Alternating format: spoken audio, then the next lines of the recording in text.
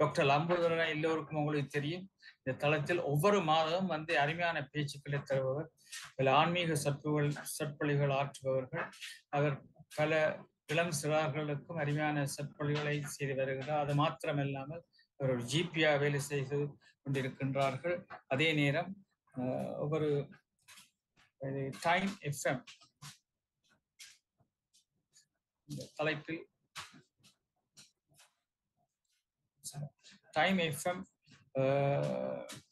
Canadian Tamil FM Toronto, Montreal இறையுடன் உரையாடல் talk show ஒன்றும் நடத்தி வருகிறார். இன்று இவர் இன்றைய இருக்கும் தலைப்பு ஆன்மீக ஐயம் தெளிதல். உங்கள் வினாக்களுக்கான விடைகள், அதாவது நீங்க உங்களுக்கு என்ன கேள்விகள் இருந்தால் நீங்க கேட்கலாம். தயவு செய்து கேள்விகளை நீங்கள் அவருடன் கொடுக்க ஆரம்பிக்கலாம். இப்பொழுது இந்த தளத்தை டாக்டர் லம்போதரனுடன் கையளிக்கின்றேன். நன்றி, வணக்கம்.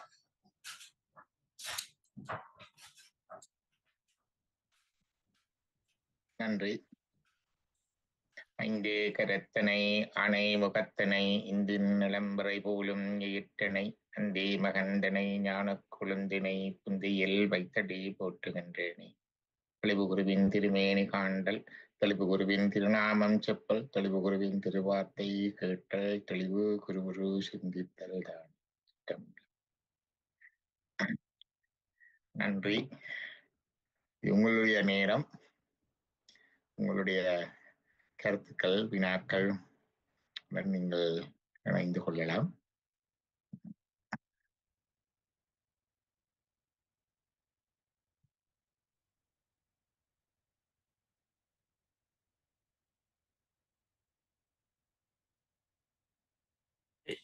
ஓகே, இப்பொழுது அருந்ததி ஸ்ரீகாந்தராஜ மாஸ்டர் தன்னுடைய வினாவை தொடுக்க இருக்கிறார். அனைவருக்கும் வணக்கம். மிக்க நன்றி லம்போதரன், டாக்டர் லம்போதரன் அவர்களே. மிகவும் நாங்கள் உங்களுக்கு நன்றியாக இருக்கின்றோம். என்னென்ன உங்களை கேள்விகளுக்கெல்லாம் நீங்கள் அருமையாக பதில்கள் அளித்து கொண்டு வருகின்றீர்கள். எந்த கேள்வி என்னென்னா, எனக்கு இப்போ டக்குன்னு தோன்றின கேள்விதான். இந்த தியானம் செய்து வந்து கொண்டிருக்கும் போது கணவருக்கு கணக்கு குழப்பங்கள் இருக்கின்றது. தாங்கள் செய்கிற தியானம் சரியா பிழையா, நாங்கள் சரியாக செய்கின்றோமா, சரியாக நாங்கள் மூக்க சுவாசிக்கின்றோமா, நாங்கள் தியானத்துல இருக்கின்றோமா, இல்லை நித்திர கொள்கிறோமா, இந்த எல்லாம் அப்ப அதுக்கு தீர்வு என்ன? நாங்கள் நித்திரையா இருக்கிறோமா, அல்லது தியானத்துல இருக்கிறோமா, அல்லது ஒன்னமற்ற நிலையில இருக்கின்றோமா? இவ்வளவு நேரம் இருக்கின்றோம், இந்த கண்ணை திறந்து பார்த்தா நேரம் போயிருக்கு, ஆனால் நித்திர கொண்டு தான் எழும்புறமோ என்ற ஒரு ஐயம் வருகின்றது. அதற்கு என்ன பதில்? நன்றி. நன்றி. நல்லதொரு அருமையானது ஒரு கேள்வி. நாங்கள் தியானம் செய்கின்ற பொழுது அதை சரியாக செய்கின்றோமா என்ற ஒரு கேள்வி உண்டு. அடுத்து இரண்டாவதாக, நாங்கள் தியானத்தில் இருக்கின்றோமா நீத்தரையில் இருக்கின்றோமா என்ற ஒரு கேள்வி. இந்த தியானம் என்பது சொல்லுவார்கள், மாற்ற மனங்களிய நின்ற மறையோனே. என்னுடைய மனது எப்பொழுதும் எண்ணங்களினாலே ஊசல்பட்டு கொண்டே இருக்கும். தொடர்ந்தேச்சியாக எண்ணங்கள் ஒன்றன் பின் ஒன்றாக வந்து கொண்டே இருக்கும். சொல்லுவார்கள் தோட்ஸ் என்று சொல்லுவார்கள். எண்ணங்களை நாங்கள் ஆங்கிலத்திலேயே தோட்ஸ் என்று சொல்லுவோம். அந்த எண்ணங்கள் அன்றாட வாழ்க்கையிலே பலவிதமான எண்ணங்கள் வரும். வேலையை பற்றி வரும், குடும்பத்தை பற்றி வரும், சாப்பாட்டை பற்றி வரும், உடல்நிலையை பற்றி வரும். இப்படி நிறைய எண்ணங்கள் வந்து கொண்டே இருக்கும். தியானத்தில் இருக்கும் பொழுது சில வேளைகளில் ஆத்மீகத்தை பற்றி கூட எண்ணங்கள் வரும். இன்றைக்கு என்ன கேள்வி கேட்கலாம், என்ன அப்படியெல்லாம் வந்து கொண்டே இருக்கும். அது எண்ணம். அடுத்ததாக சொல்லுவார்கள் உணர்வு அல்லது அவேர்னஸ். அதாவது ஒரு விழிப்பு நிலையிலே எங்களுக்கு அந்த அவேர்னஸ் இருக்கிறது. அவேர்னஸ் என்று சொன்னால் உணர்வு இருக்கின்றது. அப்ப நாங்கள் இந்த விழித்திருக்கின்ற நிலையிலே எங்களுக்கு எண்ணங்கள் ஓடிக்கொண்டிருக்குது. அதே நேரம் எங்களுக்கு அந்த அவேர்னஸ் அல்லது அந்த உணர்வும் இருக்குது. சொல்லுவார்கள் தாட்ஸ் இருக்குது, அவேர்னஸும் இருக்குது. T+A+ என்று சொல்லுவோம் நாங்கள். இந்த உறக்க நிலையிலே பார்த்தீங்கள் என்றால் நல்ல ஆழ்ந்த உறக்கத்திலே இருக்கின்ற பொழுது நல்ல ஆழ்ந்த உறக்கத்திலே இருக்கின்ற பொழுது எங்களுக்கு எண்ணங்கள் இருக்காது. எண்ணங்கள் இருக்காது. நல்ல அடிச்சு போட்ட மாதிரி தூங்கினோம் என்றால் அந்த எண்ணங்கள் இருக்காது. பொதுவாக அந்த ஆழ்ந்த உறக்கத்தை சில இடங்கள் அனுபவிக்க தெரியும். அந்த ஆழ்ந்த உறக்கத்தில் அந்த நேரத்தில் ஆழ்ந்த உறக்கத்தில் எங்களுக்கு அந்த அவேர்னஸ், அந்த உணர்வு கூட இருக்காது. நான் உறங்குகிறேன் தூங்குகிறேன் என்ற உணர்வு கூட இருக்காது. தூங்கி எழுந்த பிறகுதான் அது தெரியும். அப்ப thoughts minus awareness minus, D minus A minus, இது ஆழ்ந்த உறக்கம். விழிப்பு நிலையில டி பிளஸ் ஏ பிளஸ், உணர்வும் இருக்கின்றது, எண்ணங்களும் இருக்கின்றது. ஆழ்ந்த உறக்கத்திலே உணர்வும் இல்லை, எண்ணங்களும் இல்லை. இடையில கொண்டிருக்கிறது கனவு நிலை. கனவு நிலையிலே பார்த்தீங்கள் என்றால் அந்த எண்ணங்கள் ஓடிக்கொண்டிருக்கும். கனவிலே தானே நாங்கள் கனவு காணுகின்றோம். கனவிலே எண்ணங்கள் ஓடிக்கொண்டே இருக்கும். ஆனால் அந்த அவேர்னஸ் இருக்காது. நான் கனவு காணுகிறேன் என்ற அவேர்னஸ் எங்களுக்கு இருக்குதோ? உணர்வு இல்லை. அப்ப அதுல தோட்ஸ் இருக்குது, அவேர்னஸ் இல்லை. தியான நிலை என்பது தோட்ஸ் இருக்காது, டி மைனஸ், ஆனா அவேர்னஸ் இருக்கு. புரிகிறதா? இப்ப 4 சமன்பாடு போட்டிருக்கிறேன் நான். D plus A plus. கடைசியா இருக்கா சொல்லுங்க, திரும்ப இருக்காது கவனிக்கல. 4ஐயும் போட்டு பாருங்கள். D plus A plus, thoughts என்ற எண்ணங்களும் இருக்கின்றது, நான் எண்ணிக்கொண்டிருக்கிறேன் என்ற உணர்வும் அவேர்னஸும் இருக்கின்றது. அது விழிப்பு நிலை. அதுக்கு ஆப்போசிட்டா இருக்கிறது டி மைனஸ் ஏ மைனஸ், தோட்ஸும் இல்லை, எண்ணங்களும் இல்லை, ஆனால் நான் ஆழ்ந்து உறங்கிக் கொண்டிருக்கிறேன் என்ற உணர்வும் இல்லை. அது ஆழ்ந்த உறக்கம். கனவு காணும் பொழுது எண்ணங்கள் டி பிளஸ், ஆனால் நான் கனவு காண்கின்ற என்ற உணர்வு இல்லை. பிறகுதான் நாங்கள் கனவு கண்டு விழித்த பிறகுதான் நாங்கள் உணர்வை பார்க்கிறோம். பல எண்ணங்கள் டி பிளஸ் ஏ மைனஸ். தியானம் என்பது டி மைனஸ் ஏ பிளஸ், அதாவது எண்ணங்கள் இல்லை, ஆனா உணர்வு உண்டு. நீங்கள் விழித்திருக்கின்றீர்கள், ஆனா எண்ண ஓட்டங்கள் இல்லை. புரிகின்றதா? இப்பதான் சொல்லுவார்கள் தூக்கத்தை போல இருக்குது. ஏன் தூக்கத்தை போல இருக்குது? எண்ணங்கள் இல்லை, ஆனால் விழிப்பை போலையும் இருக்குது. ஏன் விழிப்பை போல இருக்குது? உங்களுக்கு உணர்வு இருக்குது, உணர்வு இருக்குது. எத்தான் சொல்லுவார்கள், தூங்காமல் தூங்கி சுகம் பெறுவது காலம். தூங்காமல் தூங்கி சுகம் பெறுவது காலம் என்று சொல்லுவார்கள். இதுதான் அந்த நிலை. அதாவது நீங்கள் தியானத்தில் இருக்கும் பொழுது தூக்கவும் வரும் சில வேளை, அது தப்பு கிடையாது. தூக்கம் மட்டுமல்ல, சில வேளை குரட்டையும் வரும். ஆனால் அதுல தப்பு கிடையாது. ஏனென்றால் அவ்வளவு ரிலாக்ஸ்டாக இயல்பாக போகிறது வளமை கொண்டு வரும். ஆனா அதுக்கு பிறகு ஒரு ஃப்ரெஷ்னஸ் கொண்டு வரும். ஆனால் அது தியானம் என்பது அதை விட ரிஃப்ரெஷிங், அதை விட ரீஜெனரேட்டிங். ஏனென்றால் அதிலே அவேர்னஸ், அந்த உணர்வு அப்படியே இருக்கின்றது, ஆனா எண்ணங்கள் எதுவும் இல்லாத நிலை தான் தியானம் என்று சொல்லுவார்கள். ஆனா அந்த தியான நிலையில தொடர்ந்து இருப்பது என்பது அப்படியே முயன்று கொண்டிருப்பதல்ல. தியானத்தில் இருக்கிற பொழுதே நாங்கள் யோசித்துக் கொண்டிருப்போம். அது அது வந்து வந்து போகும், வந்து வந்து போகும். ஆனால் எங்களுடைய ஆன்மீக பயிற்சி, எங்களுடைய மூச்சு பயிற்சி, எங்களுடைய கொஞ்சம் யோகா, உடல்ல நாடி சுத்தியா இருக்கணும்னு சொல்றது, கொஞ்சம் யோகா, அதுகள் எல்லாம் செய்து கொண்டு வர அந்த நிலை கொஞ்சம் கொஞ்சம் கொஞ்சமாக வரும். அதுல இந்த தியானத்துக்கு பலவிதமான உத்திகள் அல்லது வழிகள் இருக்கின்றன. இங்கே நீங்கள் பாய்ப்பது உங்களுடைய மூச்சை நீங்கள் அவதானிப்பது, ஜஸ்ட் ஒப்சர்விங் யுவர் பிரெத், அது மட்டும்தான் செய்கிறீர்கள். இந்த மூச்சை அவதானித்துக் கொண்டிருக்கும் பொழுது அந்த எண்ணங்கள் ஒவ்வொரு இடங்களிலும் ஓடும். ஓடைக்குள்ள திருப்பி இழுத்து வந்து மூச்சில நிறுத்துறது, திருப்பி ஓடும், திருப்பி இழுத்து வந்து மூச்சில நிறுத்துறது, திருப்பி ஓடும், திருப்பி இழுத்து வந்து மூச்சில நிறுத்துறது. அப்படி லேசாக இழுத்து இழுத்து கொண்டு வர இப்ப அது ஓடுகிற எண்ணிக்கையும் ஓடுகிற தூரமும் குறைஞ்சு கொண்டு வருவது அவதானிப்பீர்கள் இல்லையா? 100 தரம் ஓடினது தியானம் தொடங்கும் பொழுது, அது இடையிலே தியானம் முடியும் பொழுது ஒரு 4 தரம் 5 தரம் ஓடும். முதல் ஓடுகிற பொழுது நிறைய ஓடினது, இப்ப கொஞ்சமாகத்தான் ஓடும். அதான் அது அடங்கி கொண்டு வருகின்றது. இதான் நாங்க மூச்சை அவதானிக்கின்ற தியானம். இதுல இப்ப வேறு விதமான பல பக்திகள் இருக்கின்றன. சில பேர் மூச்சோடு அவர்கள் சில மந்திரங்கள், பிரணவம், ஓம் என்ற மந்திரம் அல்லது வேறு மந்திரத்தை யோசித்து அதையும் செய்வார்கள். அது மந்திரத்தோடு செய்கிற தியானம் கொண்டிருக்கின்றது. மற்றது இப்படி ஒவ்வொரு விதமான உத்திகள் இருக்கு தியானத்திலே. நீங்கள் அந்த அந்த உத்திகள் ஒன்றுதான் நீங்கள் ஒரு இசையை போடுவது. இசையை போடுகின்ற பொழுது சொல்லுவார்கள், ஏனைய கவன கலைப்பான்கள் இருக்கின்றன, டிஸ்ட்ராக்டர்ஸ். அந்த கலைப்பான்களிலிருந்து எங்களை கட்டுப்படுத்துகின்றன. நாங்கள் இசையை கேட்டுக்கொண்டு அதில் போகின்றோம்.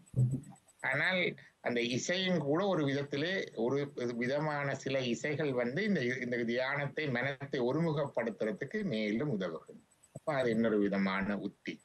இசையினூடாக, நாதத்தினூடாக, மந்திரத்தினூடாக, மூச்சை அவதானிப்பதினூடாக, இப்படி பலவிதமான உத்திகள் இருக்கின்றன. அப்ப தியானம் என்பது நீங்கள் என்னோட விதமாக சொன்னால் சொல்லுவார்கள், எனக்கு கொஞ்சம் சீரியஸா போறார்கள் இருக்க. தியானத்துல 2 வழி இருக்கு. ஒன்று இறுக்கமா பிடிக்கிறது. இறுக்கமா பிடிப்பது என்றால் போகின்ற எண்ணங்களை இறுக்கி கட்டிப்படுத்தி இல்லை போகப்படாது இறுக்கி நிற்கிறது. இன்னொன்று விட்டு பிடிக்கிறது.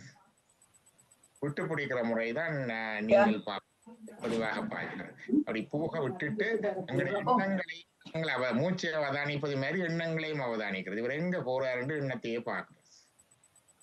இவர் எங்க போறாரு எண்ணங்களையே அவதானிப்பதன் மூலம் எண்ணங்களின் ஃப்ரீக்குவென்சியையும் எண்ணங்களுடைய டிஸ்டன்ஸையும் குறைச்சு கொண்டு வர்றது, அந்த ஊசல் படுவது குறைத்து கொண்டு வர்றது. இப்படி பலவிதமான டெக்னிக்ஸ் இருக்குது. அது மெல்ல மெல்ல மெல்ல அடங்கி வரும். பொதுவாக நான் பாவிப்பது என்னுடைய இதுல வந்து 2 விதமான இது ஒன்று பாவிக்கிறது. மூச்சை இழுத்து பிராணாயாமம் செய்து நாடி சுத்தி செய்து அப்படி இருந்து பாவிக்கிறது. அதனூடாக தனியவும் செய்கிறது உண்டு. அதனூடாக ஓமண்ட பிரணவ மந்திரத்தினூடாகவும் செய்கிறது இருக்கு. 2ம் செய்கிறது உண்டு. மற்றது பூசை செய்கின்ற பொழுது எந்த விதமானதாக செய்கிறோம். அதுல நாங்கள் 36 தத்துவங்களையும் மனதிலே அந்த ஆர்டர்ல தியானித்து, ஒடுக்க முறையிலே தியானித்து, கடைசியிலே எல்லாம் ஒடுங்கினதாக பாவித்து கொண்டு வருகிற தியானம் ஒன்று இருக்கிறது. அது சைவ சித்தாந்த முறையிலே நாங்கள் செய்கிறது. 36 தத்துவங்களையும் யோசித்து செய்கிற ஒரு தியானம் அதிகம் இருக்கின்றது. இப்படி பலவிதமான படிமுறைகள், தியானங்கள், தியான வழிமுறைகள் இருக்கின்றன. நாங்கள் அதிலே ஒரு அடி எடுத்து வைத்து முயன்று கொண்டு வந்தால் போதும். தியானத்தை சித்தி அடைவதற்கு எங்களுக்கு செய்ய வேண்டிய உத்திகள் என்னென்று கேட்டால், உடம்பிலே நோ, வலி, இறுக்கம் இருக்காமல் இருக்க வேண்டும். இருந்து கொண்டு கூட உடம்புல முதுகுணம் வந்தால், இறுக்கமா இருந்தால், கழுத்திறுக்கமா இருந்தாலும் கஷ்டமா இருக்கும். அதுக்காகத்தான் ஈஸ் த பாடி, கொஞ்சம் ஆசனங்கள், ஸ்ட்ரெச்சஸ் செய்ய வேண்டும். அடுத்தது 2வதாக பிராணாயாமம், மூச்சு பயிற்சி. அந்த மூச்சை இழுத்து விட்டு இழுத்து விட்டு சொல்லுவார்கள் நாடி சுத்தி என்று சொல்லுவார்கள். நாடி என்பது எங்களுடைய இரத்த குழாய்கள் அல்ல, நரம்புகள் அல்ல, எங்களுடைய கண்ணுக்கு தெரியாத, புலனுக்கு தெரியாத எனர்ஜி சேனல்ஸ். 72,000 நாடிகள் இருக்கின்றன. அதிலே 10 நாடிகள், தச நாடிகள் முக்கியமானவை, அதில் 3 நாடிகள் முக்கியமானவை. அப்ப நாங்கள் இந்த மூச்சை இழுத்து விடுகின்ற பொழுது அந்த நாடிகளிலே இருக்கின்ற அடைப்புகள், மற்றது நாடிகளில் முடிச்சுகள் விடுபடுகின்றன. ஆகவே அந்த எனர்ஜி ஃப்ளோ சீராக வருகின்றது வந்து தியானத்துக்கு மேலும் உதவி செய்வதாக இருக்கும். அப்ப இந்த பிராணாயாமம். மற்றது மந்திரம் இருந்தால் நீங்க உங்களுக்கு மந்திரத்தை பாவிக்கலாம். அந்த விதத்திலே நான் சொல்லுவேன் தியானத்தை பற்றி. மிக்க நன்றி. எத்தனையோ பேர் கை போட்டிருக்கிறாங்க. மிக்க நன்றி. நன்றி. நன்றி ஐயா. இமைப்பொழுதும் என் நெஞ்சில் நீங்காதான் தாழ்வாழ்க. ஐயா, நான் ஒரு வினாவை தொடுக்க உள்ளேன். கொஞ்சம் நீளமாக இருக்கலாம், ஆனால் விடை சிறிதாக இருக்கும் என்று எண்ணுகின்றேன். கந்தபுராணம் பாடிய கச்சியப்ப சுவாச்சாரியார் நாங்கள் எல்லாரும் அறிந்த வான்முகில் வளாது பெய்ய மலிவளம் சுரக்க மன்னன் கோன்முறை அரசு செய்ய குறைவிலாது உயிர்கள் வாழ்க. நாங்கால சொல்ல இல்லை, கேள்விக்காக தேவையில்லை. இந்த உயிர்கள் வாழ்க, மனிதர் வாழ்க என்று பாடவில்லை, உயிர்கள் எல்லா உயிர்களும் வாழ்க, பாம்பு பூச்சி பல்லி எல்லாமே வாழ்க என்றுதான் அவர் பாடுகின்றார். அதே இந்த கருத்து என்றால் நாங்கள் சைவ சமயமானது கொல்லாமையையும் புலால் உண்ணாமையும் வலியுறுத்துறது என்பதை நாம் அறிவோம். ஆனால் திருநாவுக்கரசர் ஒரு தேவாரத்தில், அந்த தேவாரம் துவங்குகின்றது உங்களுக்கு தெரிந்ததுதான், சங்கநிதி பதுமநிதி இரண்டும் தந்து கரணியோடு வானாளத் தருவரேனும் என்று போய் நான் நேரம் கருதி கடைசி வரைக்கு போகின்றேன். அங்கமெல்லாம் குறைந்த அழுகு தொழுநோயராய், இதுதான் முக்கியமானது ஐயா. ஆவுரித்து தின்று உழலும் புலையரேனும் கங்கவார் சடைக்கரந்தார் கண்பராகில் அவர் கண்டீர் நாம் வணங்கும் கடவுளாரே. அது எனது கேள்வி என்னென்றால், திருநாவுக்கரசர் ஏன் இப்படி பாடியுள்ளார் என்றதான் எனது கேள்வி. திருநாவுக்கரசுடைய அந்த பாடலுடைய நோக்கம் வந்து என்னென்று கேட்டால், அவர் சொல்லுவார்கள் மிக பெரியது எது என்பதுதான் கருத்து. அதாவது சங்கநிதி, பதுமநிதி, சங்கம் பதுமம் எல்லாம் எண்ணிக்கைகளை குறிப்பது, லட்சம் கோடி என்றது மாதிரி எத்தனையோ மில்லியன் ட்ரில்லியன்ஸுக்கு வரும். இரண்டும் தந்து தரணியோடு வாழ்நாளும் தருவரேனும், இந்த உலகம் எல்லாம் தந்து நீண்ட வாழ்நாளும் தருவரே என்றாலும் கூட மங்குவர் அவர் செல்வம் மதிப்போம் அல்லோ. அதான் நாங்க சொல்லியிருந்தேன். அப்ப அவர் வந்து என்ன சொல்லுகிறார்டா, இன்னொன்றோட கம்பேர் பண்ணி சொல்லுகிறார், ஒரு கம்பேரிஷனுக்காக உவமையிட்டு சொல்லுகின்றார். அப்ப என்ன சொல்லுகின்றார், அப்ப எதை மதிக்கின்றார் அவர் என்று கேட்டால், இதுக்கு ஒப்போசிட்டாக அவர் ஒப்பிடுவது என்று கேட்டால், இறைவனிடம் அன்புள்ளவர்கள்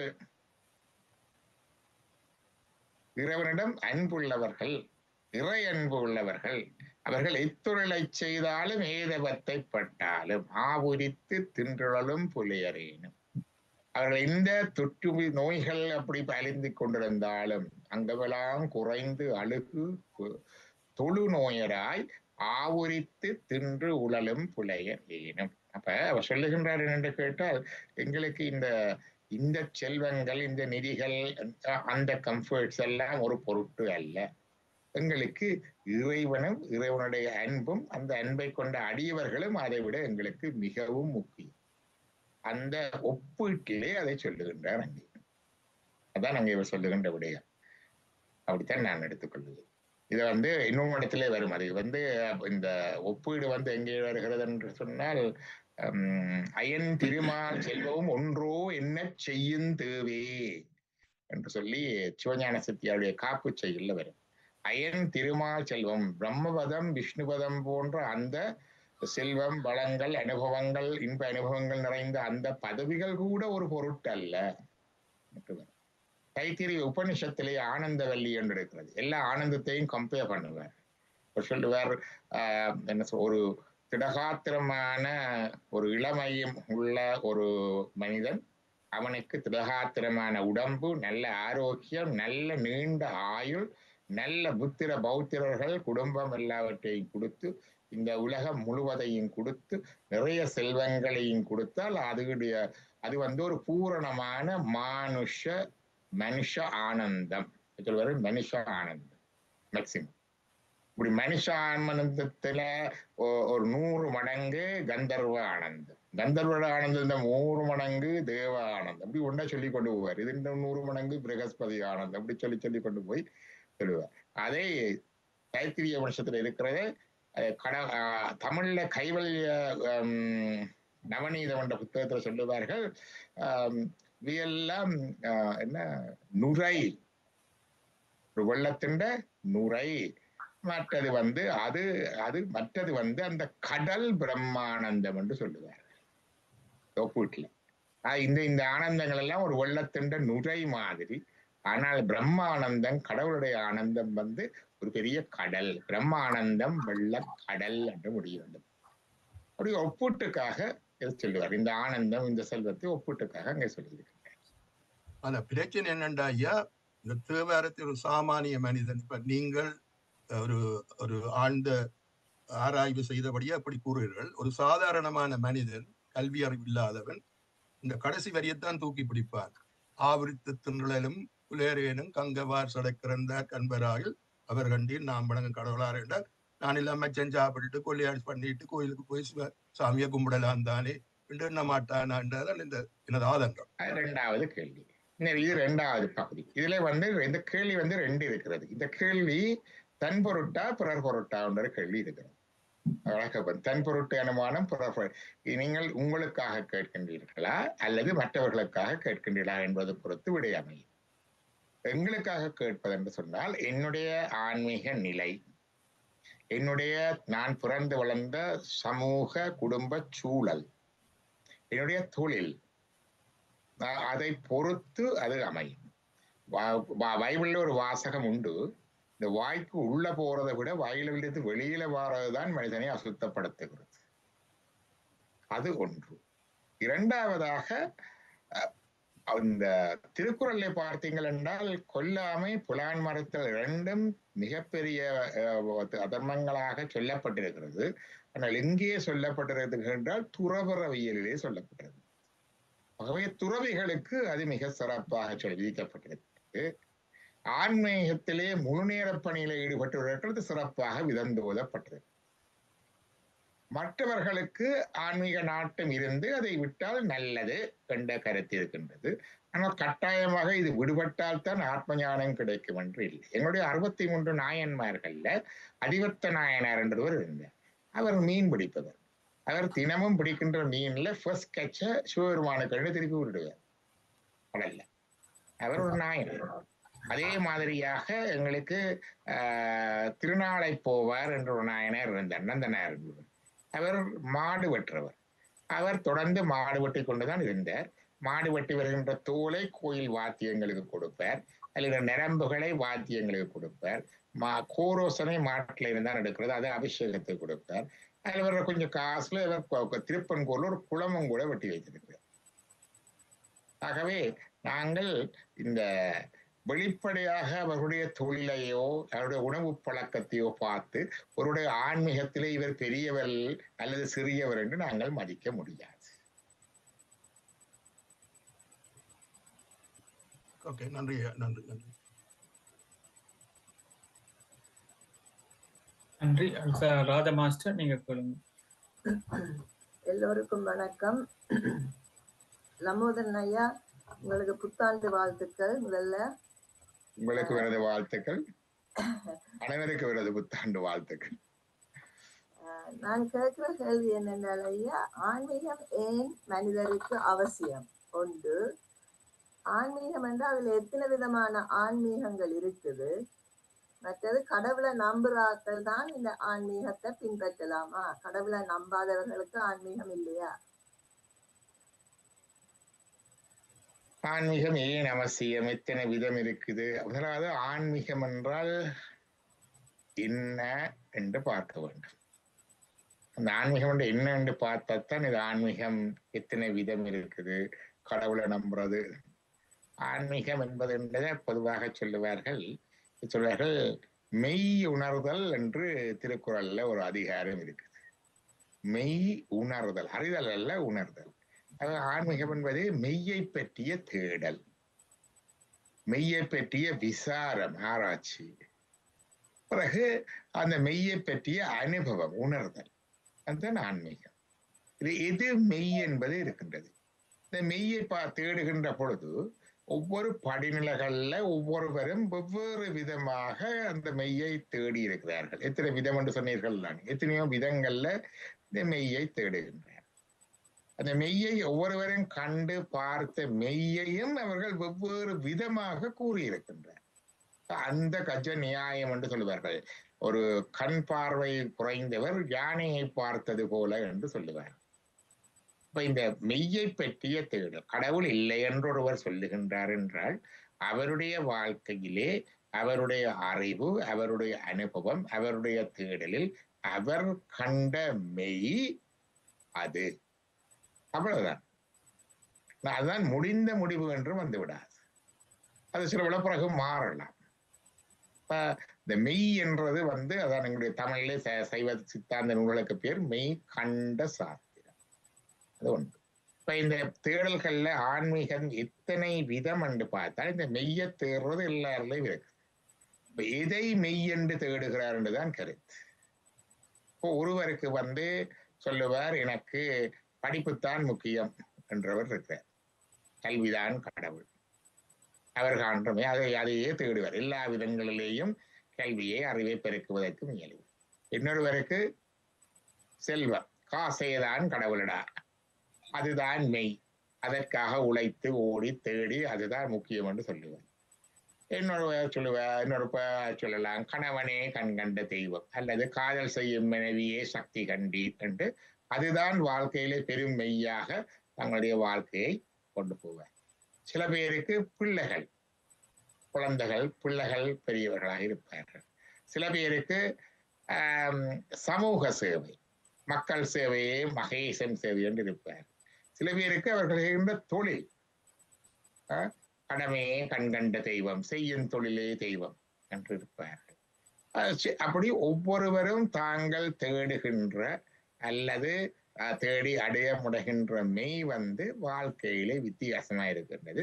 சில வேளைகள்ல ஒரு நேரத்துல ஒன்றை தேடுறவர் அப்புறம் அதை விட்டுட்டு அப்புறம் அடுத்த இடத்துல இதை விட இது முக்கியமானது என்று இன்னொன்றை தேடுவதாக இருக்கு.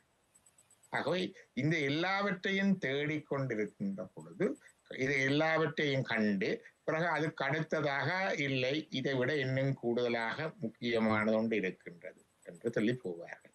அது வரைக்கும் எங்களுக்கு இந்த புறவி வந்து கொண்டே இருக்கும். சொல்லுவார்கள், பொருள் அல்லவற்றை பொருளென்று உணரும் மருளானாம் மானா புறப்பு என்று வள்ளுவர் சொல்லுவார்.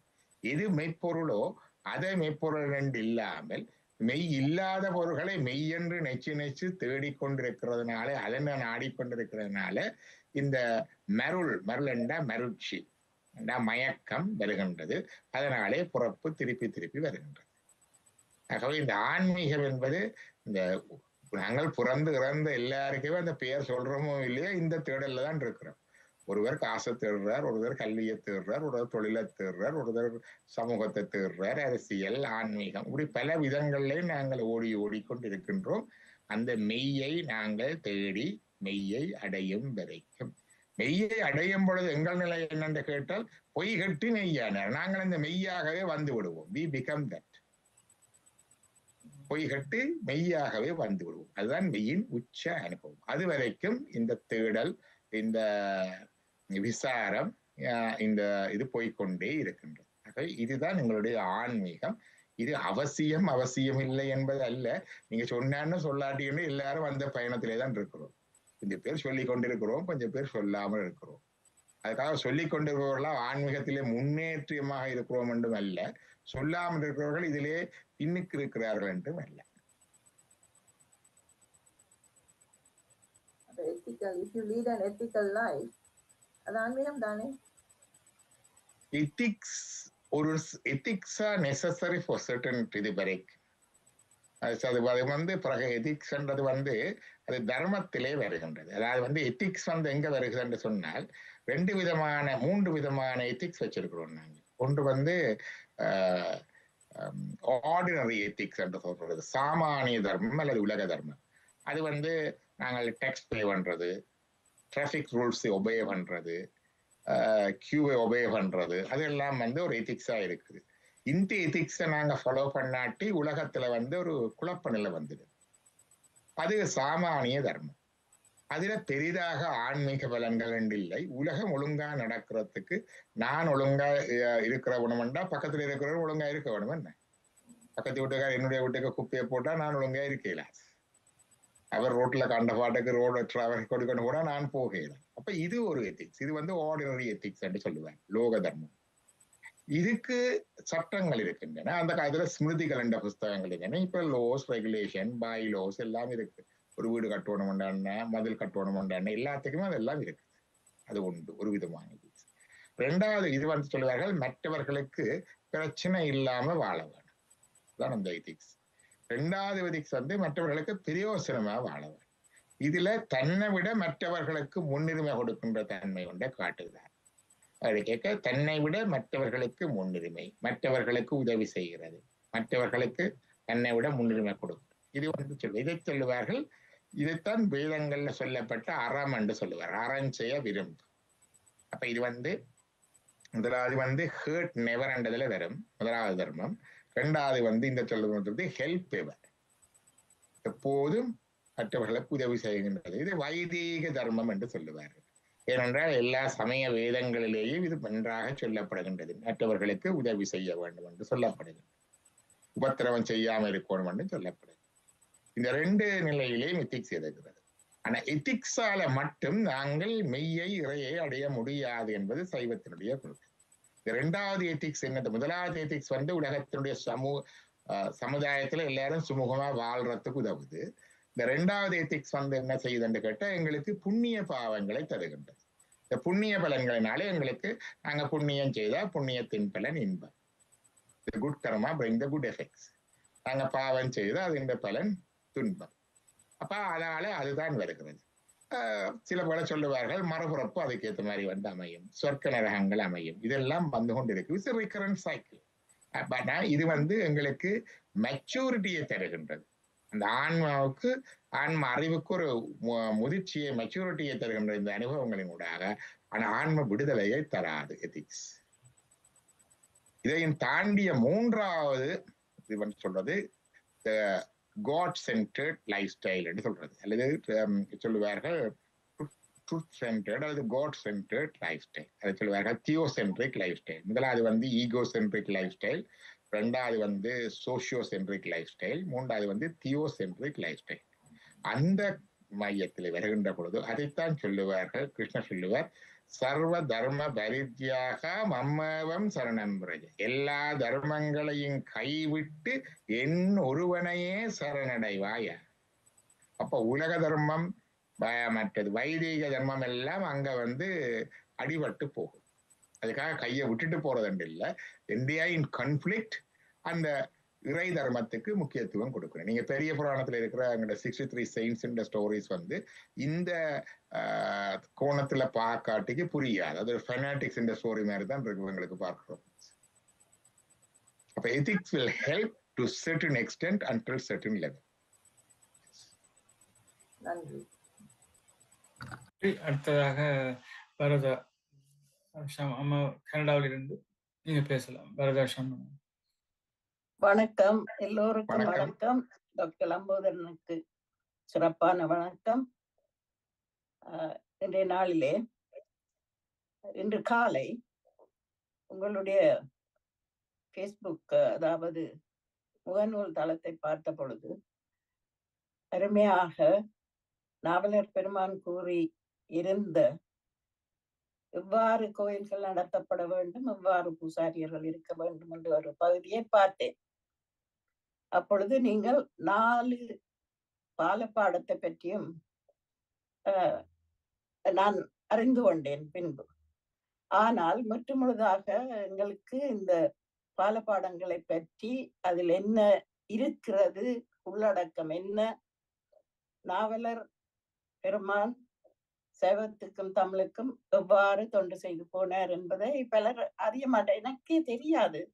அந்த முறையிலே நீங்கள் எங்களுக்கு அந்த பாலப்பாடங்களிலே உள்ள விடயத்தை ஒரு முறையிலே அல்லது 2 முறையிலே தருவீர்களா என்று அன்பாக கேட்டுக்கொள்கிறேன். நிச்சயமாக. அவர் அந்த நேரத்திலே 3 புத்தகங்களாக எழுதினார். பிற்பாடு 4ஆக வகுத்தார்கள், 4 பாலபாடங்களாக. அதில் நிறைய விடயங்கள் சொல்லுகிறார். பாலபாடம் என்று பாடசாலை பிள்ளைகளுக்குத்தான் அப்ப எழுதினார். ஆனால் அதில் இருக்கிற கன விடயங்கள் எங்களுக்கும் தேவையாக இருக்கின்றது. கடனை பற்றி எழுதியிருக்கின்றார். தேவையில்லாமல் கடன்படப்படாது.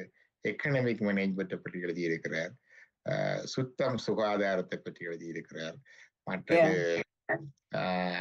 சோம்பேறித்தனத்தை பற்றி கண்டித்து எழுதியிருக்கின்றார். மற்றது தேவையில்லாதவர்களுக்கு இவர்கள் துறவிகள் என்பதற்காகவோ அந்தணர்கள் என்பதற்காகவோ சும்மா கண்ணை மூடிக்கொண்டு தானம் கொடுக்க கூடாது என்று அதை பற்றி எழுதியிருக்கிறார். எப்படி பார்த்து தானம் கொடுக்க வேண்டும் என்று எழுதியிருக்கின்றார். மற்றது உணவளிக்கும் பொழுது கூட சொல்லி இருக்கின்றார். உணவளிக்கும் பொழுது எப்படி மற்றவர்களுக்கு உணவு கொடுக்க வேண்டும் அதை பற்றி எல்லாம் சொல்லி இருக்கின்றார். நிறைய விடயங்கள் அவர் இன்றைக்கும் கூட ஆச்சரியம் சொல்லியிருக்கின்றார்.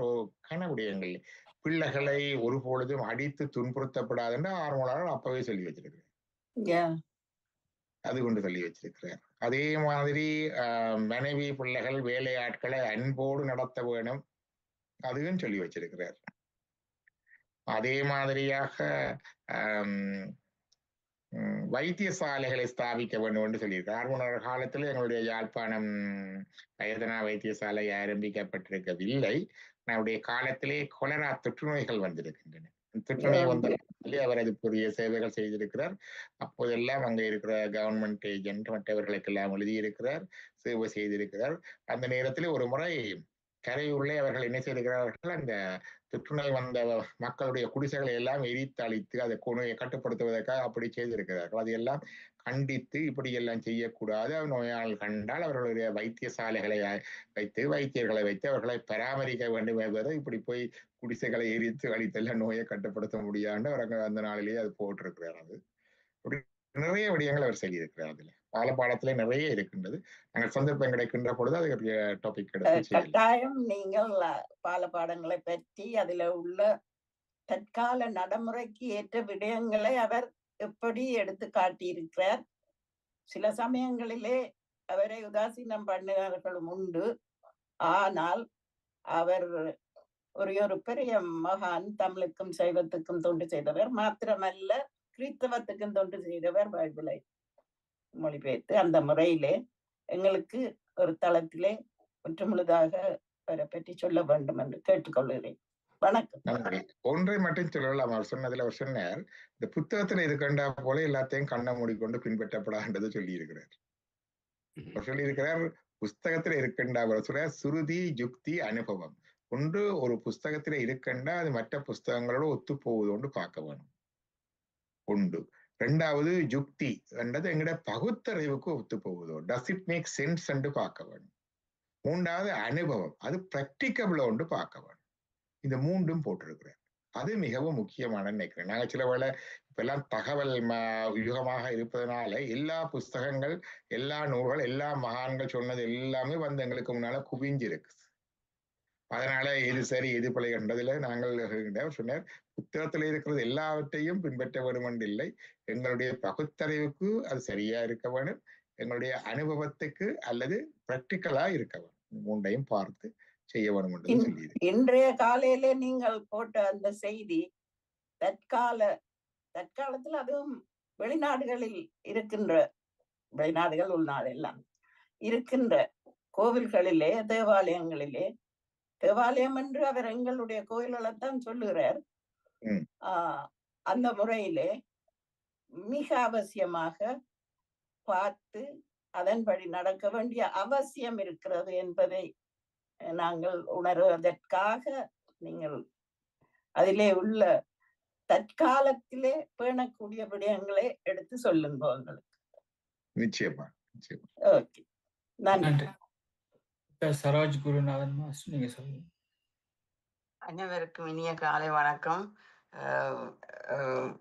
லம்போதரன் மாஸ்டருக்கு அழகாக சொல்லி கொண்டிருக்கிறார், எளிமையாக எல்லாருக்கும். எனக்கு நல்லா புரியக்கூடிய விதமாக இருந்தது. அதை நான் ஸ்பெஷலாக அதுக்கு நான் நன்றி செலுத்த வேணும். ஒரு சின்ன ஒரு கேள்வி ஒன்று இருக்குது. இந்த கலியுகத்தில் நீங்கள் சொன்ன மாதிரி மெய்யுணர்தல் எத்தனையோ விதமாக இருக்குது. யோகா செய்து தியானம் மூலம் இறைவன் அடையலாம்.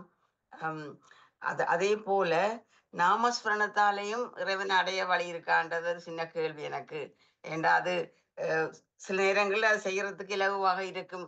கன்ஸ்டண்டா இறைவன் நாமத்தை சொல்லி கொண்டு நடக்கலையோ இருக்கைக்குள்ளேயோ சேர்ந்துக்குள்ளேயோ அதை நினைச்சுக்கொண்டு நாங்கள் சொல்லி கொண்டு இருக்கலாம். அதால பலன் இருக்குமான்னு கேட்கிறேன். நிச்சயமா நாங்கள் நினைக்கிறது கடவுளை நினைச்சு கும்பிட்டு கொண்டு வந்தா மட்டும்தான் கடவுளை அடையலாம் என்று இல்லை. ஏனைய வழிகள் எல்லாரையும் கூட கடவுளை அடையலாம். இதுல கடவுளை அடைகிறதுக்கு சரியை கிரியை யோகம் ஞானம் என்ற 4 படிமுறைகளை சொல்லுவார்கள். படி என்றுதான் சொல்லுவார்கள். சரியை என்பது என்று கேட்டால் ஒரு ஒரு பிசிக்கலா மெக்கானிக்கலா செய்கிறது, ஒரு பயத்தினால செய்கிறது, பழக்கம் என்றதுக்காக செய்கிறது, அதுகள் சரியை என்று சொல்றது. கிரியை என்பது கொஞ்சம் தன்னார்வம் ஈடுபாடு வந்துட்டுது. ஆனா இன்னும் கொஞ்சம் வெளியில இருந்து கொஞ்சம் ஊக்கம், நினைவூட்டல், மற்றது கொஞ்சம் உந்துதல்கள் தேவைப்படும். அது கிரியை நெறி. மற்றது யோகம் என்கிற பொழுது என்டையர்லி செல்ஃப் என்ஃபோர்ஸ், நாங்களாகவே முயன்று எங்கட பாட்டை செய்வோம். ஒரு எங்களுக்கு அதை நினைவு ஊட்டவோ அல்லது ஊக்கப்படுத்தவோ தேவையில்லை.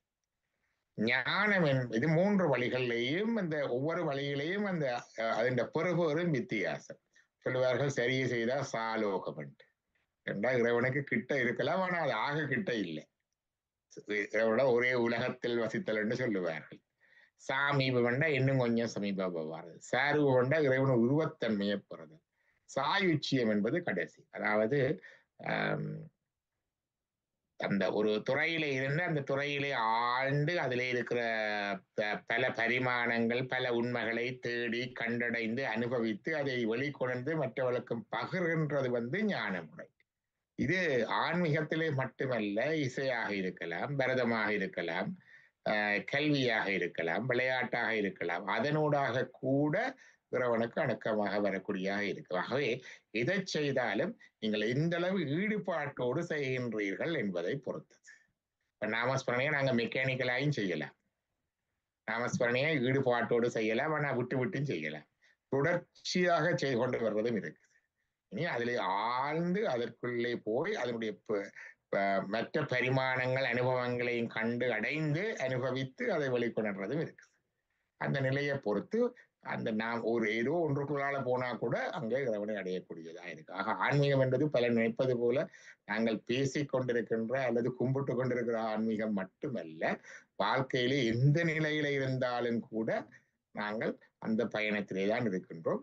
எங்களுடைய உள் ஈடுபாடு பொறுத்து அதனூடாக அங்கே அந்த மெய்யின் தரிசனத்தை அதனூடாக நாங்கள் காணக்கூடியதாக இருக்கு. மிக்க நன்றி. டாக்டர் நவரத்னம் பேசும். எல்லோருக்கும் வணக்கம். இன்று டாக்டர் லம்போதரன் கூறுகின்ற மறுமொழிகள் மிக திறமையாக இருந்தது. எனக்கு ஒரு கருத்து, மற்றது ஒரு கேள்வி. ஒரு கருத்து, இந்த புலையர் என்று ஒரு விஷயத்தில் கண்ணப்ப நாயனார் அப்படித்தான் இருந்து மோட்சத்துக்கு போனார். அது ஒரு உதாரணம். அதனால இறைவனில அளவுறந்த பக்தி வைத்திருந்தால் அவர் செய்கிற தொழிலோ அவர் செய்கிற ஒக்காத விஷயங்கள் மறக்கப்படும். அது ஒரு கருத்து. ரெண்டாவது, இந்த ஜீவ சமாதி அடைகிற ஆக்கள் ஆத்மா அந்த உடலில் அவர்களை புதைத்த பிறகும் இருக்கும் என்று சிலர் கூறுகிறார்கள். அதை பற்றி என்ன கருத்து ஐயா? நன்றி. சொன்ன மாதிரி அந்த வாழ்க்கையில் இருக்கின்ற எங்களுடைய பிறப்பு, குலம், தொழில், செய்கைகள், ஈவன் எத்திக்கல் ஸ்டாண்டர்ட் கூட வராது எங்களுடைய ஆன்மீகத்துல வருகின்ற பொழுது. அது உண்மை. சொல்லுவார்கள், அருணடி அன்பிலார்தம் அறமது பாவமாகும். இறைவன் மீது அன்பில்லாதவர்கள் செய்கின்ற புண்ணிய காரியங்கள் கூட சிலவளை பாவமா வந்தது. அருணடிக்கு அன்புளார்தம் பாவமும் அறமதாகும். இறைவனில் அன்புள்ளவர்கள் செய்கின்ற பாவகாரியங்கள் கூட புண்ணியமா வந்துடும். வரமுடை தக்கன் செய்த மாவேள்வி தீமையாகி. சிவபெருமானிடமே வெறும் வரங்கள் விட்டு தக்கன் செய்த யக்ஞம், யாகம், வேதங்களை ஓதி வேதியர்களை வரவழைத்து முனிவர்கள் ரிஷிகளை எல்லாம் வரவழைத்து அவிப்பாகங்கள் கொடுத்து தானங்கள் கொடுத்து செய்த பெரிய யாகம் அது பெரிய தீமையா முடிஞ்சிட்டு. நரரில் பாலன் செய்த பாதகன் நன்மையாயிற்று. சண்டேஸ்வர நாயனர் அவர் அவர் தன்னுடைய தகப்பனாருடைய காலையே வெட்டி போட்டார். சிவபூஷை செய்து கொண்டிருந்த பொழுது மணல்ல அவர் தகப்பனார் அதை காலால இடர வரும் பொழுது அதை வெட்டி போட்டார். இப்ப தகப்பனாருடைய காலை வெட்டினாலும் கூட அதான் பாதகத்துக்கு பரிசை வைத்தானுக்கே வல்லாண்டு கூறுதுமே என்று சொல்லுவார். அதை வைத்துத்தான் அந்த அளவுகோல் என்பது ஆக்ஷன்ல இல்லை, ஆட்டிடியூட வச்சுதான் இருக்கின்றது என்பது ஒன்று. 2வது பகுதியாக நீங்கள் கேட்டீர்கள் ஜீவ சமாதி உள்ளவர்களுடைய நிலை. ஜீவ சமாதியிலே என்ன நடக்கின்றது என்று கேட்டால், ஒரு சுருக்கமாக, அது மிக சுருக்கமாக சொல்வதென்றால், இந்த ஆன்மா எங்கே இருக்கின்றது என்ற கேள்வி கொண்டு இருக்கின்றது. நாங்கள் இன்றைக்கு நனவு நிலை, விழிப்பு நிலை, கனவு நிலை, உறக்க நிலை எல்லாம் பார்த்து நாங்கள் தியான நிலை. இன்றைக்கு நீங்கள் கேட்பது அடுத்த நிலை. விழிப்பு நிலையிலே எங்களுடைய ஆன்மா தொலைப்பட்டு கொண்டிருக்கிறது. சொல்லுவார்கள், எங்கள் உடலிலே எங்களுடைய ஆன்மாவுடைய ஸ்தானம் நெற்றி பொட்டிலே இருக்கின்றது. விழிப்பு நிலையிலே சாக்கிரம் 35 நுதலினில் என்ற அந்த தேவனாசித்தியார். சாக்கிரம் என்றா விழிப்பு, ஜாக்கிரதையர் என்றா விழிப்பாயிரு. 35 கருவிகரணங்கள் தொலைப்படுகின்றன. கண் பேசுது, கண் பார்க்குது, காது கேட்குது, மூக்கு முகருது, நாக்கு பேசுது, சுவைக்குது, கை கொடுக்குது, கால் நடக்குது. இப்படி பலவிதமான காரியங்கள் எல்லாம் நடத்தி கொண்டு முத்தி பொட்டிலே ஆன்மா இருக்கின்ற நிலை விழிப்பு நிலை. கனவு கண்ணுன்ற பொழுது கண்டத்திலே வந்திருக்கின்றது. வரும் பொழுது 25 காரியங்கள் நடக்கின்றன. 10 காரியங்கள் நின்றுடும் கனவு காணைக்குள்ள. அப்ப 10 நின்றா மிச்சம் 25 காரியங்களும் கண்டத்திலே ஆன்மா இருக்கின்ற பொழுது நடக்கின்றது, கனவு காணுகின்றது. 3வதாக ஆழ்ந்த உறக்க நிலை வருகின்றது. ஆழ்ந்த உறக்க நிலை வருகின்ற பொழுது ஆன்மா இருதயத்தான நடுநெஞ்சுக்கு வந்துடும். அந்த நேரத்திலே எங்களுக்கு உணர்வு இருக்கின்றது, சித்தம் இருக்கின்றது. அதே நேரம் பிராணன் இருக்கின்றது. பிராணன் என்பது எங்களோட வைட்டல்ஸ், அதாவது ரத்தோட்டம் இருக்கின்றது, மூச்சோட்டம் இருக்கின்றது, கிட்னி வேலை செய்யுது, அதெல்லாம் நடந்து கொண்டிருக்குது. அடுத்தது புருடன் என்பது ஃபங்க்ஷனல் சோல், அதுக்கும் இருக்கின்றது. பிறகு 4வது நிலையை சொல்லுவார்கள். இப்ப கனவு, விழிப்பு, கனவு, உறக்கத்துக்கு போயிட்டோம். 4வது நிலை சொல்லுவார்கள். நீங்க தியானம் என்று கேட்டீர்கள். துரியம். 4வது நிலையிலே தான் இந்த ஆன்மா உந்தித்தானம், அதாவது நாபித்தானம், பொக்களுக்கு 4 விரல் மேல 4 விரல் இருக்கிற அந்த பகுதியை சொல்லுவார்கள். நாபித்தானத்திலே ஆன்மா இருக்கின்றது. அந்த நிலையிலே ஆன்மாவுக்கு புருடன் என்கின்ற அந்த ஆன்மா இருக்கின்றது. இந்த பிராணன் என்கின்ற வைட்டல்ஸ் அதுவும் இருக்கின்றது. அந்த நிலைக்கு வந்துட்டு இப்ப சித்தம் அங்கே தொழிற்படுவதில்லை. எண்ணம் அதுகள் எல்லாம் தொழிற்படாது. அடுத்ததாக 5வது நிலை ஒன்று இருக்கின்றது, துரிய அதீதம், பியாண்ட் த 4th ஸ்டேட் என்று சொல்லுவார்கள். ஆன்மா மூலாதார பகுதிக்கு வரும், பெர்னியல் ரீஜன், புறப்புறுப்புக்கும் குதத்துக்கு இடைப்பட்ட பகுதியிலே ஆன்மா நிற்கின்றது. அங்கே புருடன் மட்டும் இருக்கும். வைட்டல்ஸ், அதாவது எங்களுடைய வைட்டல்ஸ் என்று சொல்றது எங்களுடைய மூச்சு, பிராணன், ரத்தோட்டம் அது எல்லாமே இருக்காது. Medically we can pronounce dead. ஏன்னா உடம்புல ஹார்ட் பீட் இல்லை, உடம்புல சுவாசம் இல்லை, இயக்கம் இல்லை. Medically we can pronounce dead. ஆனா ஆன்மா உடலை விட்டு நீங்கவில்லை. உயிர் படக்க நிலை என்று தமிழக உயிர் படக்க நிலை என்று சொல்லுவார். ஜீவ சமாதி என்பது உயிர் படப்ப நிலைக்கு ஒப்பான ஒரு நிலை. ஆகவேதான் அந்த உடலை நாங்கள் எரிக்கக்கூடாது, சமாதி வைத்து அதன் மேலே ஒரு மரத்தை வைக்க வேண்டும், அல்ல சிவலிங்கத்தை வைக்க வேண்டும், வழிபட வேண்டும் என்றுதான் சொல்லுகிறோம். அந்த ஆன்மாவுடைய அடுத்த பயணம் தொடரும் வரைக்கும் 100 வருடம், 150 வருடம், 400, 500 வருடங்கள் எவ்வளவோ தெரியாது. அது வரைக்கும் அந்த ஆன்மா அங்கே இருந்து இருக்கின்றது. ஆகவே அதன் வழிபடுபவர்களுக்கு அருள் செய்கின்றது என்று சொல்லுவார். அப்போ அந்த உடம்பை புதைப்பது இல்லையோ என்று கேட்கிறேன். இல்ல, புதைக்க வேண்டும் என்று தான் சொல்லி இருக்கு. திருமந்திரத்திலே அது வரும். திருமந்திரத்தை சொல்லுவார்கள், அந்த ஞானியாருடைய உடலை தகனம் செய்தால் நாட்டுக்கு கூடாது என்ற கருத்து அங்கே சொல்லப்பட்டிருக்கின்றது. அவர்களை புதைக்கிற முறை சொல்லப்பட்டிருக்கின்றது. புதைத்து அதன் பின்பாடு அதற்கு என்னென்ன போட வேணும் என்று போடப்பட்டிருக்கிற புதைக்கின்ற பொழுது விபூதி போடுவார்கள், உப்பு போடுவார்கள், சுகந்த திரவியங்கள் போடுவார்கள், மண்ணால போட்டு மூடுவார்கள். அதுக்கு பிறகு அதுக்கு மேலே ஒரு அரச மரத்தை நட்டு அல்லது ஒரு சிவலிங்கத்தை ஸ்தாபித்து அதில படையல் வைத்து வழிபட சொல்லி போட்டிருக்கின்றது திருமந்திரத்தில். நன்றி ஐயா. சமாதி கிரியை என்ற பகுதியிலே அது இருக்கு. திருமந்திரத்தில் சமாதி கிரியை என்று இருக்கு.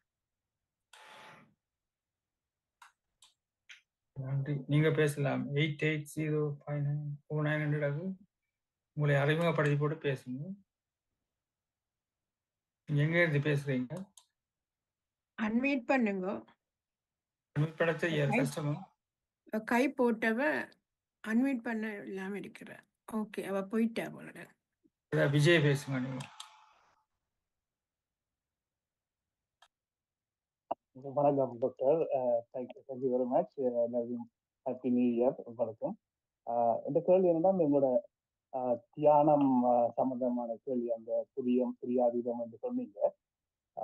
அதுல அந்த ஔவையார்ட்ட விநாயகர் நாவல்ல இருந்து ஒரு வசனம் வருகிறது என்று சொன்னா,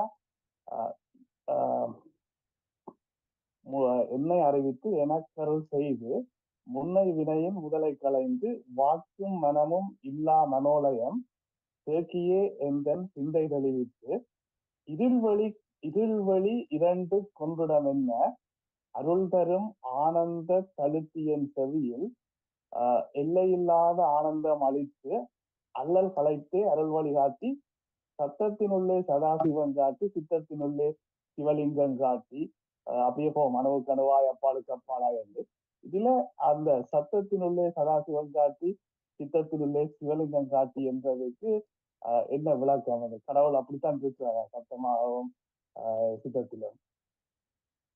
இது ஔவையாருடைய சொல்லுவார்கள் ஞான காட்சி, ஞான அனுபவம், யோக காட்சி, ஞான காட்சி என்றெல்லாம் இருக்குது. அவருடைய ரியலைசேஷனை அவர் அதுல தந்திருக்கின்றார். இந்த சித்தத்தினுள்ளே சிவலிங்கம் காட்டி சத்தத்தினுள்ளே சதாசிவம் காட்டி என்று சொல்லப்படுகிறது. பொதுவாக இறைவன் இருக்கின்ற இடங்களை சொல்லுவார்கள். அதாவது துவதசாந்தம், தலையிலிருந்து 12 அங்குலங்கள் மேலாக இருக்கிற துவதசாந்த இடத்திலே இறைவனை பார்ப்பார்கள் உண்டு. இரண்டாவதாக சோம மண்டலம், இந்த முகம் இருக்கிற இடம் சோம மண்டலம் அல்லது சந்திர மண்டலம் என்று சொல்லுவார்கள். அதில் இருக்கிற முகத்திலே அதிலேயே நெற்றி பகுதியிலே நெற்றி பொட்டிலே இறைவன் இருப்பதாக சொல்லுவார்கள். தியானிக்கிற முறை இருக்கிறது. மூன்றாவதாக இருதயஸ்தானம், இருதய ஸ்தானம், நடு நெஞ்சிலே இறைவன் இருப்பதாக பார்த்து தியானிக்கின்ற முறை கொண்டு இருக்கின்றது. 3. நாலாவதாக சொல்லுவார்கள் இந்த வேதங்களுடைய முடிவாக சிரசாக வேதங்கள் நூல்களிலே இருக்கின்றது. இப்ப நூல்கள்ல வேதங்கள்ல இருக்கின்ற மந்திரங்கள்ல இருக்கிற வேத மந்திர சொரூபி நமோ நம மந்திரங்கள்ல இருக்கின்றது, வேத வாக்கியங்கள்ல இருக்கின்றது. இந்த மந்திரங்கள் என்று வருகின்ற பொழுது மந்திரங்களிலே அதை பிரிப்பார்கள். பிரணவ மந்திரம் என்று சொன்னால் அதை பிறகு அக்ஷரங்களாக பிரிப்பார்கள். அக்ஷரம் என்ற ஒவ்வொரு கூறுகளாக. ஓம் என்ற பிரணவத்தை 3ஆக பிரிப்பார்கள். ஆ ஊ இம் என்று பிரிப்பார்கள். அது முக்கலை பிராணவம். அதே பிறகு மேலும் பிரிப்பார்கள். ஆ உ மா என்று போட்டு மாவுக்கு அடுத்ததாக பிந்து, பிந்து என்பது அந்த புள்ளிக்குரிய ஒரு சப்தமாக அந்த பிந்து. அதுக்கு அப்பால நாதம் என்று குறிப்பார். பிந்து நாதம். இது 5 கலை பிரணவம். இந்த 5 கலை பிரணவத்தையுமே சதாசிவம் என்று சொல்லுவார்கள். சொல்லுவார்கள் கேட்டா 5 கலையா பிரிச்சா ஆனா ஊனா மா மற்றது பிந்து நாதம் 5 கலை பிரணவத்துல சொல்லுவார்கள். இந்த சதாசிவமூர்த்தி என்ற 5 முகம் நீங்க பார்த்திருப்பீங்க, அதை தெரிந்திருக்கு நினைக்கிறேன். சதாசிவருக்கு 5 முகம்: ஈஸ்வரன், தற்புருஷம், அகோரம், வாமதேவம், சத்தியோஜாதம். இந்த 5 முகங்கள்ல பார்த்தா அந்த நாதம் என்கிறது அந்த கடைசியா வரும். அதுல அப்ப மந்திரத்துல சொல்லுவார்கள் கேட்டா அகாரம் சத்ய வக்திரகம். வக்திரம் என்றா முகம். அப்ப அகாரம் ஆ என்பது சத்தியோஜாத முகம், மேற்கு முகம். அது உகாரம் வாம வக்திரகம். ஊ என்பது வாமதேவ முகம், வடக்கு முகம். மகாரம் அகோர வக்ஷம் சியாத். மகாரம் என்பது என்பது அகோரம், தெற்கு நோக்கிய அகோர முகம். மற்றது அடுத்த சொல்லுவார் பிந்து தத்புருஷாசனம். தத்புருஷம் என்பது கிழக்கு நோக்கிய முகம். அது பிந்து என்பது அந்த கிழக்கு நோக்கிய முகம். பிறகு சொல்லுவார்கள் நாதம் ஈசான வக்தம் சியாத். நாதம் என்பது ஈசான உச்சி முகம், ஈசான முகம் என்று போட்டு அதுக்கு அப்புறம் வரும் நாதாதீதம் நடேஸ்வரம். அதீதம் என்றா அதுக்கு அப்பால, நாதத்துக்கு அப்பால நடேஸ்வரம், தாண்டவமூர்த்தி, நடராஜரின் நடனம். இப்ப தியானத்துல எப்படி செய்வார்கள் என்றா மகுடாம முறைப்படி செய்யக்குள்ள சிவலிங்கம், சதாசிவமூர்த்தி, 5 முகங்கள். அந்த 5 முகங்களுக்கும் அப்பால மேலாக நடராஜர் தாண்டவம் ஆடிக்கொண்டிருப்பதாக பார்ப்பார்கள், தியானிப்பார்கள். இது அவருடைய தரிசனம். இது தியானமாக சொல்லப்பட்டது தியானம் என்றது சொல்லிக் கொடுக்கறது கேட்டா அவன் தரிசனத்தை. அப்ப நாதமும் நாதம் தான் சத்தத்தினுள்ளே சதாசிவம் காட்டி. நாதம் என்பது சத்தம் என்று எடுக்கிறோமല്ലോ. இந்த சத்தத்தினுள்ளே சதாசிவம் காட்டி, சித்தத்தினுள்ளே சிவலிங்கம் காட்டி, இதெல்லாம் சிவபூஷையில செய்கின்ற பொழுது இது என்னென்றால் இதெல்லாம் ஒவ்வொரு புக்ல இருக்கும். ஆனா எப்படி வர்றதுன்னா இந்த ஆகம வழியில 2வது தீட்சை பெற்று சிவபூசை செய்கின்ற பொழுது இது ஒவ்வொன்றும் நித்திய பூசைக்குள்ள வரும் படிமுறையாக. அப்ப அனுபவத்துல எல்லாமே ஒரு பிரிஸ்கிரிப்ஷனாக இருக்கும், டிஸ்கிரிப்ஷனாக இருக்கும். எங்களுக்கு விளங்குதா சொல்றது? நன்றி. அடுத்ததாக ராஜேஷ் சித்தம் மாஸ்டர். Thank you Arundhati master. எல்லோருக்கும் வணக்கம். டாக்டர் லம்போதரன் மாஸ்டர், ஒரு சின்ன ஒரு கேள்விதான் நான் கேட்கிறேன். இப்போ லேட் நைட்டா, அது இன்னும் 5 நிமிஷம் தான் இருக்கு எங்களுக்கு இது தளத்தை மூடுறதுக்கு. அதோடைய நான் கெதியா கேட்கிறேன். நாட்டு தியானத்தை 1982ல சொக்கம் செய்து கொண்டு வாரேன். ஆனா எனக்கு இந்த கூட்டு தியானம் எல்லாரோடும் செய்யும் பொழுது ஒரு வித்தியாசமான உணர்வு வாருது. தனியிருந்து செய்யக்குள்ள அந்த சந்தோஷம் இல்லை. அதே அப்படி இவ்வளவு காலம் செய்தும் அது ஒவ்வொருவருக்கும் ஒவ்வொரு முறை இருக்கு. அப்ப ஒவ்வொருவரும் தன்னுடைய இண்டிவிஜுவல், அதுக்கு தான் சொல்வார்கள் ஒவ்வொருவருக்கும் குரு தேவை. 2 கடை. குரு என்பவர் பர்சனல் மென்டர், ஸ்பிரிச்சுவல் மென்டர். ஒருவருக்கு தனித்திடத்திலிருந்து தியானம் செய்ய முடியும், இன்னொருவருக்கு கூட்டாக இருந்து தியானம் செய்ய முடியும், இன்னொரு தியானம் செய்ய இயலாது, பாடத்தான் முடியும், தோத்திரங்கள் பாடுறது அதுகள் செய்வார். இன்னொருவருக்கு அதுவும் முடியாது, அவர் தொண்டு செய்வார். இன்னொருவருக்கு நாம ஜபம், இன்னொருவருக்கு கிரியை பூஜை, இன்னொருவருக்கு தொழிலுக்குள்ளாலேயே கடவுளை காண்றது, கர்மயோகம். இப்படி ஒவ்வொருவருக்கும் ஒவ்வொரு பாதை இருக்கு. நீங்களுக்கு தெரியும், உணவு வகைகள்ல பல இருக்குது. நூடுல்ஸ் இருக்குது, புட்டு இருக்குது, இடியப்பம் இருக்குது, ரொட்டி இருக்குது, சோறு இருக்குது. எல்லா உணவுண்ட நோக்கமும் பசியை தீர்த்தல், போஷாக்கை தருதல். ஆனா ஒவ்வொருவருக்கும் ஒவ்வொரு விதமான உணவு தானே பிடிக்கக்கூடியதாக இருக்கிறது. சில பேருக்கு சில வகை உணவு ஒத்துக்கொள்ளாது, சில பேருக்கு சில வகை உணவு தான் கூடுதலாக விருப்பமாக இருக்கும். அதே மாதிரித்தான் இந்த தியான முறைகள். ஆகவே எங்களுக்கு ஏற்ற முறைகளை தேவையான பொழுது எங்களுடைய குருவின் ஊடாக வழிகாட்ட பெற்று நாங்கள் அதிலே முன்னே போக வேண்டும். டாக்டர் மருந்து கொடுக்குற மாதிரி, இப்ப பிரஷருக்கு மருந்து கொண்டு வந்தால் எல்லாருக்கும் ஒரே மருந்து கொடுக்கறது இல்லை. ஒருவருக்கு இன்னொரு கொடுப்பார், இன்னொருவருக்கு இன்னொரு மருந்து கொடுப்பார். அவருடைய வயசு, உடல்நிலை, மற்ற வருத்தங்கள், மற்ற மருந்துகள், அவரால் அந்த மருந்து அஃபோர்ட் பண்ணலுமா, அதோட சைடு எஃபெக்ட்கள் இதெல்லாம் பார்த்து மருந்து கொடுப்பது மாதிரி. ஆனா எல்லா மருந்துமே நல்ல மருந்து தான், எல்லா மருந்துமே நோய் தீர்ப்பதற்காகத்தான் இருக்குது. ஆனால் இது யாருக்கு இந்தெந்த மருந்து ஒத்துக்கொள்ளும், எந்தெந்த மருந்து நன்கு வேலை செய்யும்போதை பொறுத்து ஒரு டாக்டர் கொடுக்கிறவர், ஒரு குருவானவருக்கு ஊடாக இவற்றை நீங்கள் அறிந்து கொள்ளும். உங்களோட பர்சனல் எக்ஸ்பீரியன்ஸ்ல இருந்து கூட்டு வழிபாடு, கூட்டு தியானம், சத்சங்கம் உங்களுக்கு மிளகுவா இருக்கும். அழகா சத்சங்கமே ஜீவன், சத்சங்கத்வே நிசங்கத்வம். நல்ல கூட்டத்துல இருந்தால் கூடாத கூட்டம் வராது, விலகிடும். இன்னைக்கு ஒரு ஓய்வு நாள், ஹாலிடே எல்லாம் இருக்கிறோம், இப்படி கூட்டத்தில் இருந்தால் எங்களுக்கு வேற விஷயங்களை நாங்கள் போக வேண்டிய நேரம் விடாது, அவர்கள் எங்களை கூப்பிடவும் மாட்டார்கள். நிசங்கத்வே நிர்மோகத்துவம். அந்த தேவையில்லாத கூட்டத்துக்கு போய்க்குதான் எங்களுக்கு தேவையில்லாத ஆசைகள், மோகம் வரும். அப்ப அது வராது. இந்த கூடாத கூட்டம் வராட்டிக்கு இந்த மோகம் வராது, நிர்மோகத்துவம். நிர்மோகத்தே நிச்சல தத்துவம். செல்லமண்டா ஓடிக்கொண்டிருக்கும், நிச்சலமண்டா ஓடான. அப்படி இந்த கூட்டங்கள்ல போய் அந்த ஆசைகள் எல்லாம் இல்லாம இருந்துச்சுன்னா எங்களுடைய மனம் ஓடிக்கொண்டு ஆடிக்கொண்டிருக்கா. நீங்க கேட்டீங்க தியானத்துல எல்லாம் அசைந்து கொண்டு ஓடிக்கொண்டு எண்ணங்கள் வருகிறது, அப்படி வராது. நிச்சலமாக இருக்கும், ஆட்டம் இல்லாமல் அசைவு இல்லாமல் இருக்கும். நிச்சலமாக என்றால் நிச்சலதத்வே ஜீவன் முக்தி. அப்படி வந்துட்டா அங்கால ஜீவன் முக்தி அடுத்ததா வந்துடுது. அதானே மாற்ற மனங்களையர் என்ற மறையோனி. கூட்டத்தினோடையே போயிடலாம். நாடகத்தால் நான் உன் அடியார் போன் அடித்து வீணகத்தே புகுந்திடவே மிக பெரிதும் பெறுகின்றேன். அப்படியால அப்படி இந்த கூட்டத்தோட போனாலே போயிடலாம், அப்படியும் இருக்கு.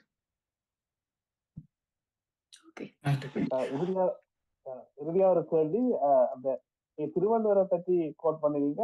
அவர் அறம், பொருள், இன்பம் 3ஐயும் பற்றி சொல்லிட்டு வீட்டை பற்றி ஒன்றும் சொல்ல இல்லை. ஆனா அந்த வீட்டுலதான் கரிய கிரியை யோகம் ஞானம் எல்லாம் இருக்குது. அதை ஏன் அவர் சாதித்தார்? திருவள்ளுவருடைய தமிழ் வேதம் என்று சொல்லுவார்கள். இந்த வேதங்கள் எப்படி இருக்கின்றால் சமஸ்கிருத வேதம் மாதிரித்தான் தமிழ் வேதத்திலையும் இந்த வாழ்க்கைக்குரிய இலக்குகளை சொல்லுவார்கள். அறம்பொருள் இன்பம் வீடு என்பதில் அந்த அறம்பொருள் இன்பத்தை பற்றிய சொல்லி வீட்டை பற்றி குறிப்பாக சொல்லுவார்கள். சொல்லாம விட இல்லை. கடவுள் வார்த்தையிலே வந்திருக்கு இல்லையா? இருள் சேர் இறைவன் இருவினையும் சேராகிறவன் என்றதுல இருந்து மற்றது எனக்கு உமை இல்லாதான் தாழ் சேர்ந்தற்கல்லால் மெனக்கவலை மாற்றல் அறிதல் என்றதுல இருந்து அருள் சேர்ந்த நெஞ்சினார்க்கு இல்லை இருள் சேர்ந்த இன்னா உலகம் புகழ் என்றதுல இருந்து அதை வீட்டை பற்றி நிறைய சொல்லி இருக்கிறார். ஆனா தனியாக எடுத்து சொல்லவில்லை. வேதங்கள்ல அப்படித்தான் இருக்கின்றது. உபநிடத பகுதிகள்ல மட்டும் இந்த வீட்டை பற்றிய ஆண் விடுதலையை பற்றிய பகுதி குறிப்பாக சொல்லப்பட்டிருக்கின்றது. அந்த வேதங்கள்ல உபநிடதங்கள்ல குறிப்பாக சொல்லப்பட்டதை தனியாக எடுத்து விலாவாரியாக விளக்கி சொல்வது ஆகமங்கள். வேதங்கள் ஐயா என ஓங்கி ஆழ்ந்து அகன்ற நுண்ணியனே அப்படி சொல்ல எண்ணிறைந்து மண்ணிறைந்து மிக்காய் விளங்கொழியாய் எண்ணிறந்து எல்லையில்லாதானே என்று வேதங்கள் சொல்லும். ஆனா அவர் எப்படி நான் அணுகிறது, நான் எப்படி அவரோட கொண்டாடுறது, நான் எப்படி அவருக்கு அணுக்கமாகிறது, நான் எப்படி அவற்றை அடைகிறது என்ற உத்திகளை சொல்வது ஆகும்.